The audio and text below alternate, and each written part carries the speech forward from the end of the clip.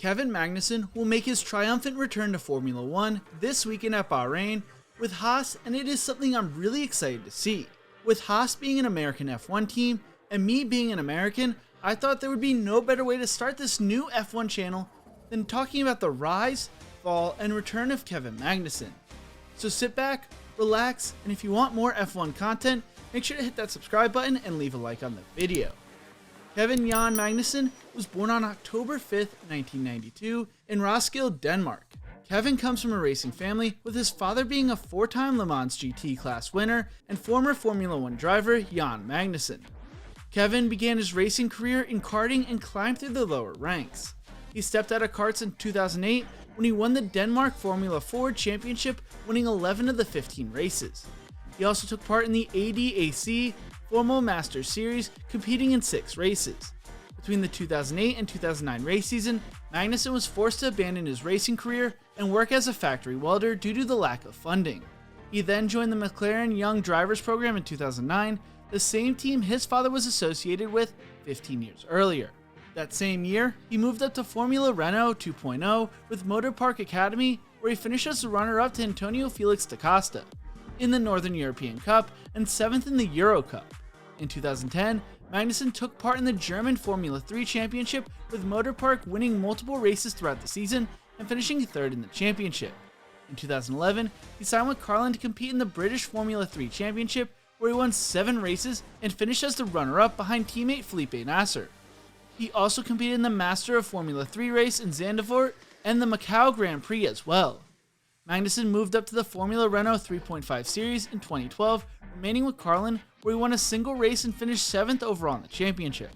He saw a major improvement during his second year in the Renault 3.5 Series, winning the championship with Dams taking 8 poles and winning 5 races along with 13 podiums. During the Abu Dhabi Young Drivers Test, Magnussen had his first experience with McLaren driving the MP427, and the distance he covered during the 3-day test was enough for him to earn his FIA Super license.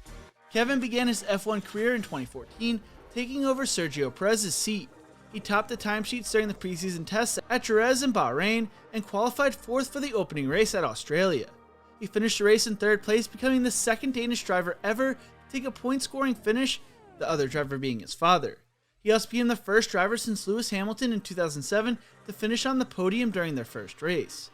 Things would only get better for Magnussen when he was promoted to 2nd place after Daniel Ricciardo was disqualified due to fuel irregularities. That would be a high point of the season, as although he had 11 more point finishes throughout the remainder of the season, the majority of them came with 9th and 10th place finishes. He finished 5th during the Russian Grand Prix and 7th in both the Austria and Great Britain Grand Prix. Magnussen would be relegated to McLaren's test and reserve driver in 2015 when Fernando Alonso took over his seat. He debated about leaving F1 to drive an IndyCar, having talks with Andretti Autosports, but McLaren blocked the deal. After Alonso suffered a concussion, Kevin would take his place for the Australian Grand Prix, but suffered an engine failure on the formation lap. After the season, Kevin was released from his McLaren contract. As a free agent, Magnussen had talks with Haas, but those seats would eventually go to Roman Grosjean and Esteban Gutierrez.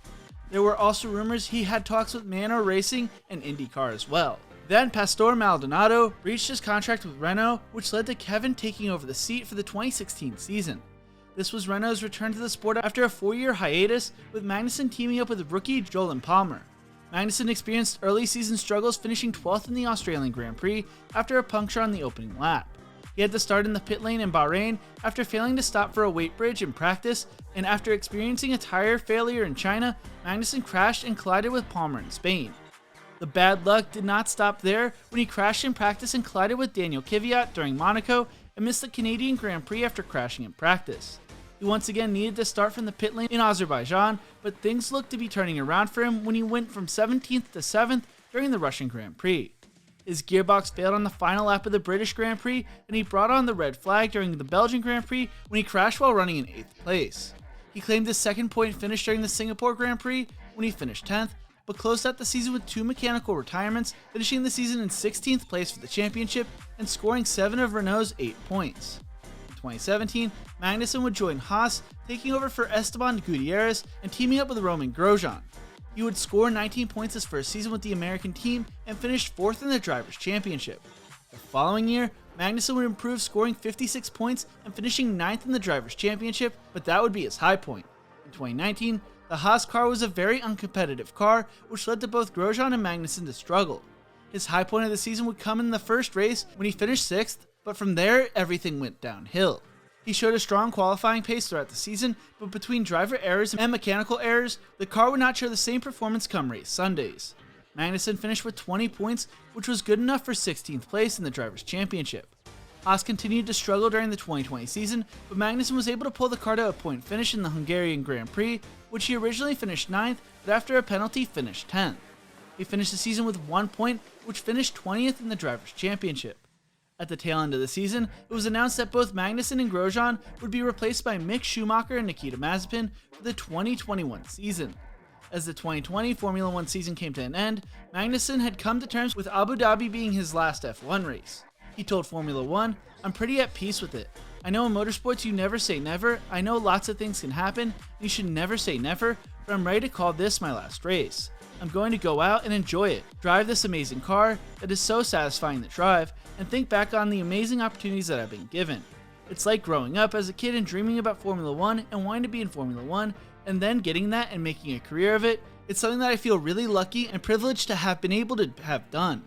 He would head over to the United States to compete in the IMSA Sports Car Championship for Chip Ganassi Racing. He also raced in the 24 Hours of Le Mans with his father and Anders Forsbacka. They classified 29th overall and 17th in the LMP2 class. He also spent time with Arrow McLaren SP and IndyCar. He looked to join the Puget's World Endurance Championship squad in 2022, but then everything would change.